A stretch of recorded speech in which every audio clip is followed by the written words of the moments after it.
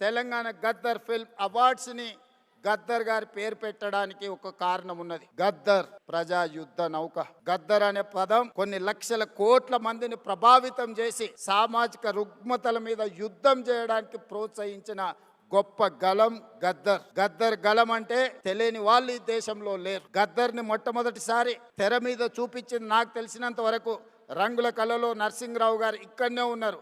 బండెనక బండి కట్టి 16 బండ్లు కట్టి ఆ పాటను ఆ రోజు గద్దర్ చేత చేయించిన నిర్మాత గారు కూడా ఈ రోజు ఇక్కడ ఉన్నారు. కళాకారులకు ఒక గొప్ప చరిత్ర ఉన్నది. నిజాం సర్కార్కు వ్యతిరేకంగా పోరాటం చేసినప్పుడు బండి యాదగిరి రాసిన బండెనక బండి కట్టి ఏ బండ్లో పోతావు నిజాం సర్కారోడ్ అనే పాట నిజాం ప్రభువుల నుంచి విముక్తి కలిగించిన సాయుధ రైతాంగ పోరాటాన్ని ఒక కళాకారుడు ఒక కవి స్ఫూర్తినిస్తే ఒక సామ్రాజ్యాన్ని ఒక చక్రవర్తిని ఓడించి పేదలు ప్రజాస్వామ్యాన్ని సాధించుకున్నారు. అదే విధంగా గద్దర్ యొక్క ప్రభావితం మొదటి తెలంగాణ ఉద్యమం, మళ్ళీ తెలంగాణ ఉద్యమం, నక్సల్బరి ఉద్యమం, గద్దర్ గలంతో లక్షలాది మంది సమాజంలో ఉన్న సమస్యలను, సామాజిక రుగ్మతలను, సమాజంలో ఆధిపత్యాన్ని చెలాయిస్తున్న వాళ్ళను ఎదిరించే గొంతుకగా గద్దరు నిలబడ్డాడు. అందుకే గద్దర్ ఒక చైతన్యం, గద్దర్ ఒక స్ఫూర్తి. ఆ గద్దర్ స్ఫూర్తితోని సమాజంలో ఉన్న రుగ్మతలని, సామాజిక సమస్యల్ని పరిష్కరించుకోవడానికి